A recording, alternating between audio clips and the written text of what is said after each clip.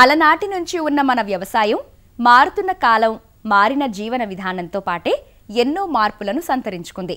హరిత విప్లవం పుణ్యమా అని ఆధునిక సొబగులద్దుకుని ఆహార ధాన్యాల ఉత్పత్తిని ఇతోధికంగా పెంచిన, క్రమంగా పెడధోరణి పట్టిన విధానాలు వ్యవసాయానికి శాపంలా పరిణమించాయి. ఇష్టానుసారంగా వాడుతున్న ఎరువులు, పురుగు మందులతో పెట్టుబడులు పెరిగి వ్యవసాయం నష్టదాయకంగా మారడమే కాదు, పంటల్లో మిగిలిపోతున్న అవశేషాల వల్ల పర్యావరణానికి, మానవాళి ఆరోగ్యానికి తూట్లు పడుతోంది. కొత్త కొత్త వ్యాధులు, జీవనశైలి వ్యాధులు జనావళిని కబళిస్తున్నాయి. దీంతో తిరిగి తాత ముత్తాతల నాటి వ్యవసాయ పద్ధతుల వైపు రైతులు ఆకర్షితులవుతున్నారు. పలు పేర్లతో ప్రకృతి వ్యవసాయం, సహజ వ్యవసాయం, గో ఆధారిత వ్యవసాయం వంటి విధానాలన్నింటినో ఆచరిస్తూ ఎరువులు, కషాయాల తయారీకి కావలసిన పదార్థాల కోసం పరుగులు తీస్తున్నారు. అయితే వ్యవసాయానికి, పాడి రంగాన్ని అనుసంధానించిన మన పూర్వీకులు నేలతల్లి ఆరోగ్యాన్ని కాపాడారు. కానీ కూలీల కొరతగా మారిన నేటి వ్యవసాయంలో పశువులను పెంచేవారు కరువయ్యారు. అయినప్పటికీ అలనాటి విధానాల వారసత్వాన్ని నేటి తరానికి అందిస్తున్నవారు అరుదుగా ఉన్నారు. 8 పదుల వయస్సులోనూ పొలాల్లో తిరుగుతూ ఎంతో ఆరోగ్యంగా, హుషారుగా ఉన్న ఈయన జీవనం ఎందరికో ఆదర్శం. ఆయనే గద్దె సుబ్బారావు. పశ్చిమ గోదావరి జిల్లా ఉంగుటూరు సమీపంలో ఈయనకు వరి, కొబ్బరి తోటల వ్యవసాయం ఉంది. పొలంలో దూడలను కట్టివేసి పూర్తి సేంద్రియ విధానాలతో అవలంబిస్తున్న ఈయన అనుభవాలను మనము చూద్దాం. నేను సుమారుగా ఒక 50 ఎకరాలు చేస్తా, అంతా ఆర్గానిక్. కారణం ఏంటంటే నేను దూడలు ఎక్కువగా మేపుతాను. ఇవాళ వ్యవసాయం కూడా లాభసాటి అయ్యేది కూడా దాని గురించి. ఇవాళ ఏంటంటే ఈ కెమికల్ మినరల్స్ ఉపయోగించడం వల్ల భూమి యొక్క భౌతిక స్వభావం పోతుంది అని చెప్పాలంటే ఆర్గానిక్ అంటున్నారు. రెండోది ఏంటంటే మందుల మీద వేసి పండించడం అలవాటు పడిపోయారు. దానివల్ల భూ స్వభావం తగ్గిపోవడం, పంటల ఖర్చు పెరిగిపోవడం, రైతు మిగిలిపోవడం, ఆత్మహత్యలు చేసుకోవడం జరుగుతుంది. వ్యవసాయం అనేది ఇవాళ మనం ఏదో అనుకుంటున్నాము. పూర్వానికి కూడా మనం పెద్దలు చేసిందే కూడా కరెక్ట్ అయిన మెథడు, కరెక్ట్ అయిన పద్ధతి కూడాను. కానీ దాన్ని మనం ఈ మధ్యలో వైలేట్ చేసాం కాబట్టి దానికి ఇబ్బంది పడ్డాం. ఈ ఆర్గానిక్ అనేది ఎప్పుడు చేస్తే రైతుకి మిగులుతూ సంగతి ఎలా ఉంచి నష్టం మట్టుకు రాదు. మన సొసైటీకి మేలు చేసిన వాళ్ళం అవుతాం. ప్రస్తుతం ప్రకృతి సేద్యం, ఇతర సాంప్రదాయిక విధానాలను అనుసరిస్తున్న రైతులు ఎరువులు, కషాయాలను సొంతంగా తయారు చేసుకోవడానికి అలవాటు పడుతున్నారు. వాటి తయారీ విధానం గురించి తోటివారికి అవగాహన కల్పిస్తున్నారు. వీటిలో జీవామృతం, బీజామృతం, దశపత్ర కషాయం వంటి కొన్ని ముఖ్యమైన కషాయాలు, ఎరువుల తయారీ గురించి కృష్ణా జిల్లా వడ్లమానుకు చెందిన ప్రాకృతిక రైతు రెడ్డి మహాలక్ష్ముడు నుంచి తెలుసుకుందాం. ఒక 200 లీటర్ల డ్రమ్ముకి దానిలో ఒక 180 లీటర్లు వాటర్ పోసుకొని దానికి ఒక 10 లీటర్లు ఆవు మూత్రం, 10 కేజీలు తాజా దేశీ ఆవు పేడ, 2 కేజీలు పప్పుల పిండి అనగా మినుములు కానీ, పెసలు కానీ, ఉలవలు కానీ, అలసిందలు కానీ, శనగలు కానీ, ఇలా వీటిల్లో ఏవైనా ఒక 2 కేజీలు తీసుకుంటాము.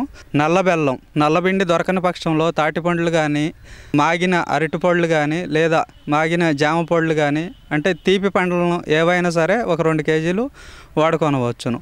మరియు పుట్టమట్టి ఒక గుప్పెడు. ఇలా తయారీ అయినటువంటి ద్రవజీవామృతాన్ని మొక్కల దగ్గర పోయగానే, లేదు నీటి ద్వారా పారించగానే భూమిలోకి మొక్క యొక్క వేరు వ్యవస్థ దగ్గరికి ఈ సూక్ష్మజీవులు చేరుకుంటాయి. భూమి యొక్క సామర్థ్యాన్ని బాగా అభివృద్ధి చేసుకొని పంట యొక్క నాణ్యత కూడా పెరిగి నిల్వ సామర్థ్యం కూడా పెరుగుతుంది. ఘనజీవామృతాన్ని 2 విధాలుగా తయారు చేసుకోవచ్చు. 2 కేజీల పప్పుల పిండి, అంటే పప్పుల పిండి అనగా మినువులు కానీ, పెసలు కానీ, ఉలవలు కానీ, అలసిందలు కానీ, వీటిలో ఏదైనా ఒక రకం 100 కేజీలు ఆవు పేడ మీద మొత్తం పూర్తిగా కలిసేటట్టుగా పలచగా చిమ్ముకోవాలి.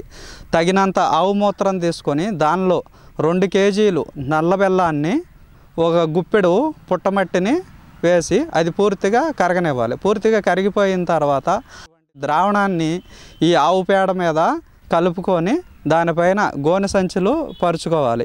దాని మీద తేమ శాతం ఉండే విధంగా ఉదయం, సాయంత్రం కొద్దిగా పలచగా నీళ్లు పోసుకోవాలి. ఇలా 48 గంటలు అవ్వగానే ఘనజీవామృతం తయారీ అవుతుంది. పూర్తిగా ఆరిపోయిన తర్వాత ఘనజీవామృతాన్ని మెత్తగా పొడి చేసుకొని నేత గోనె సంచుల్లో నిల్వ ఉంచుకోవాలి. ఇది 1 సంవత్సర కాలం పాటు నిల్వ ఉంటుంది. ఘనజీవామృతం తయారీ రెండో విధానం. దీనికి కొంత ఆవు పేడను ఒక గుట్టగా వేసుకొని దానికి ద్రవజీవామృతాన్ని తగినంత ఈ ఆవు పేడ మీద వేసుకొని బాగా ముద్దగా అయ్యేంత వరకు ఈ మిశ్రమాన్ని కలుపుకోవాలి. కలుపుకున్న తర్వాత దానిపైన గోనె సంచులు వేసుకొని దానిపైన తేమ శాతం ఆరకుండా ఉండటానికి ఉదయం సాయంత్రం నీళ్లు చిమ్ముకుంటూ ఉండాలి. 48 గంటల్లో ఈ ఘనజీవామృతం అనేది తయారవుతుంది. గోనె సంచుల్లో నిల్వ ఉంచుకొని ఒక సంవత్సరం కాలం పాటు వాడుకొనవచ్చును. బీజామృతం ఎందుకంటే విత్తనాలను శుద్ధి చేసుకోవటానికి మరియు నారును శుద్ధి చేసుకోవటానికి వినియోగిస్తాము. మనం చల్లటానికి రెడీగా ఉన్నటువంటి విత్తనాలను బీజామృతంతో శుద్ధి చేసుకోవటం వల్ల విత్తనం ద్వారా సంక్రమించేటటువంటి తెగుళ్ళు నివారించబడతాయి మరియు భూమిలో వచ్చేటటువంటి తెగుళ్ళు కూడా నివారించబడతాయి. నర్సరీ నుంచి తెచ్చుకున్నటువంటి నారు మొక్కలను కూడా బీజామృతంతో శుద్ధి చేయటం వల్ల నర్సరీలో కొన్ని రకాల తెగుళ్ళు ఉంటాయి, అవి మరియు వేరు వ్యవస్థ ద్వారా వచ్చేటటువంటి తెగుళ్ళు కూడా నివారించబడతాయి. ఒక 20 లీటర్ల నీరు, 5 కేజీలు ఆవు పేడ, 5 లీటర్లు ఆవు మూత్రం, 50 గ్రాములు సున్నం, గుప్పుడు పుట్టమట్టి, ఒక 20 లీటర్ల నీటిని ఒక డప్పులో తీసుకొని ఇవ్వాలి. దానికి అడ్డంగా ఒక కర్ర వేసి 5 కేజీల ఆవు పేడను ఒక కాటన్ క్లాత్లో వేసి మూటగట్టి వేలాడదీయాలి. అలా 12 గంటలు ఉంచాలి. 12 గంటలు ఉంచిన తర్వాత ఆవు పేడ కట్టినటువంటి మూటను మెత్తగా పిసికి దాన్ని నీటిలో కొద్దిగా పైకి ఊపాలన్నమాట. ఆ ఊపిన తర్వాత దానిలో ఉన్న రసం అంతా దిగుతుంది. దానికి 5 లీటర్లు ఆవు మూత్రము మరియు పుట్టమట్టి కలిపి మరొక 12 గంటలు ఉంచాలి. ఆ 12 గంటలు అవ్వగానే దానికి సున్నం కలపాలి. ఇలా 24 గంటల్లో బీజామృతం తయారీ అవుతుంది. బీజామృతం తయారీ చేసుకున్న తర్వాత 24 గంటల్లో దీన్ని వినియోగించుకోవాలి. ఆ తర్వాత వినియోగించుకున్న సత్ఫలితాలను మనం పొందలేము. దశపత్ర కషాయం అనేది అన్ని రకాల పురుగులు మరియు అన్ని రకాల తెగుళ్ళు నివారించుకోవటానికి ఇది బాగా పనిచేసేటటువంటి కషాయం.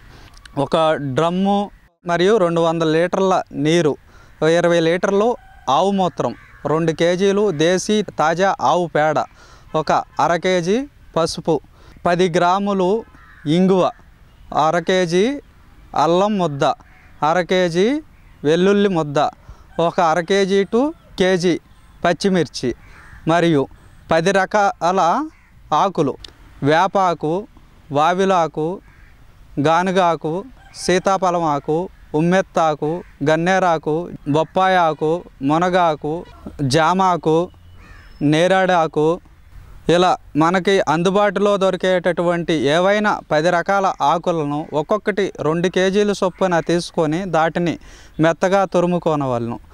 ఒక డ్రమ్ములో 160 టు 170 లీటర్ల నీటిని వరకు పోసుకొని దానిలో ఒక 20 లీటర్ల ఆవు మూత్రాన్ని పోసుకొనవలను. దానికి 1/2 కేజీ పసుపు మరియు 1/2 కేజీ అల్లం ముద్ద, 10 గ్రాములు ఇంగువ వేసి సవ్య దిశలో కలిదిప్పి ఒక గోనె సంచి కప్పి ఒక 24 గంటల పాటు అలా ఉంచాలి. మరుసటి రోజు ఉదయం కేజీ పొగాకు ముద్ద, పచ్చిమిర్చి ముద్ద మరియు వెల్లుల్లి ముద్ద కలిపి సవ్య దిశలో కలిదిప్పి దానిపైన ఒక గోనె సంచి కప్పి ఉంచాలి. 24 గంటలు అయిన తరువాత మరుసటి రోజున 10 రకాల ఆకుల మెత్తగా తురుముకున్న వాటిని అన్నిటినీ ఈ డ్రమ్ములో వేసుకొని కలిదిప్పుకుంటాం అన్నమాట. ఇది 30 నుంచి 41 రోజుల మధ్యలో ఇది తయారీ అవుతుంది. మనకు అత్యవసరం అనుకుంటే 30 రోజుల్లో తీసుకొని వాడుకొనవచ్చును. దీన్ని ఒక పలసటి గుడ్డలో వడగట్టుకొని ఒక 6 నెలల పాటు దీన్ని నిల్వ ఉంచుకొనవచ్చును. 1 లీటరు దశపత్ర కషాయం తీసుకొని ఒక 33 లీటర్ల నీటికి కలుపుకొని 1 ఎకరానికి 5 నుంచి 6 లీటర్ల దశపత్ర కషాయం మాత్రమే వినియోగించుకోవాలి. ఎక్కువ మాత్రం వినియోగించుకుంటే పంట ఎర్రబడే అవకాశం ఉంటుంది. అగ్నాస్త్రాన్ని కాయ తొలిసే పురుగు, కాండం తొలిసే పురుగు మరియు పత్తిలో వచ్చేటటువంటి పింక్ బాల్ వంటి పురుగులను మరియు వంగలో వచ్చేటటువంటి తలనత్త పురుగు మరి ఏ ఇతర కాయ తొలిచే కాండం తొలిచే పురుగులకైనా సరే ఇది వినియోగించుకోవచ్చును.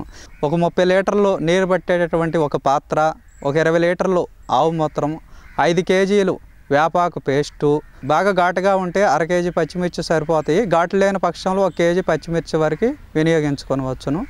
ఒక 1/2 కేజీ వెల్లుల్లి పేస్ట్. ఈ చిన్న వెల్లుల్లిపాయలు అయితే బాగా ఘాటుగా ఉంటాయి. చిన్న వెల్లుల్లిపాయలను వాడుకోవటం ఉత్తమం. ఒక పాత్రని దానిలో ఒక 20 లీటర్ల ఆవు మూత్రం పోసుకోవాలి.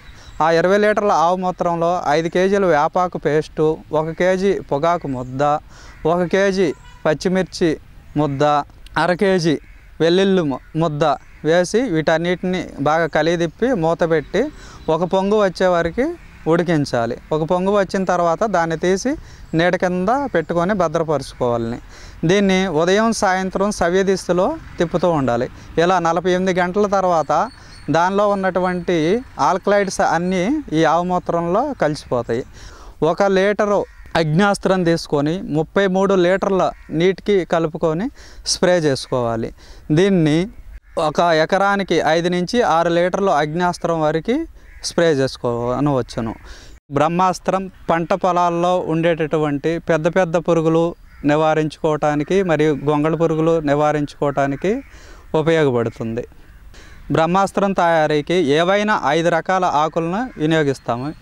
వేపాకు 3 కేజీలు, సీతాఫలం ఆకు 2 కేజీలు, తర్వాత ఆముదం ఆకు 2 కేజీలు, గానుగాకు 2 కేజీలు, ఉమ్మెత్తాకు 2 కేజీలు తీసుకోవాలి. వీటన్నిటిని మెత్తగా రుబ్బి పేస్ట్ చేసుకోవాలి.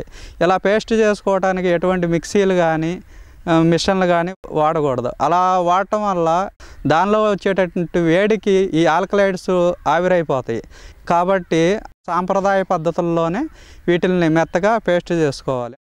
30 లీటర్లలో నీరు పట్టేటటువంటి కుండను కానీ దానిలో ఒక 20 లీటర్ల ఆవు మూత్రం పోసి ఈ 5 రకాల పేస్టును దానిలో వేసి ఒక పొంగు వచ్చేంత వరకు మరగనివ్వాలి. ఒక పొంగు వచ్చిన తర్వాత నీడ కింద ఉంచుకొనవలను. అది ఒక 48 గంటల తర్వాత కషాయం పూర్తిగా తయారీ అవుతుంది. ఈ 48 గంటల వ్యవధిలో ఉదయం సాయంత్రం 2 పూటల సవ్య దిశలో తిప్పుకొనవలను. 48 గంటలు పూర్తి అయిన తర్వాత ఒక పలసటి గుట్టలో వడగట్టుకొని ఒక డ్రమ్ములో కానీ ఒక కుండలో కానీ దీన్ని 6 నెలల పాటు నిల్వ ఉంచుకొనవచ్చును. 1 లీటరు బ్రహ్మాస్త్రాన్ని 33 లీటర్ల నీటికి కలుపుకొని ఒక ఎకరానికి 5 నుంచి 6 లీటర్ల బ్రహ్మాస్త్రాన్ని వినియోగించుకొనవచ్చును.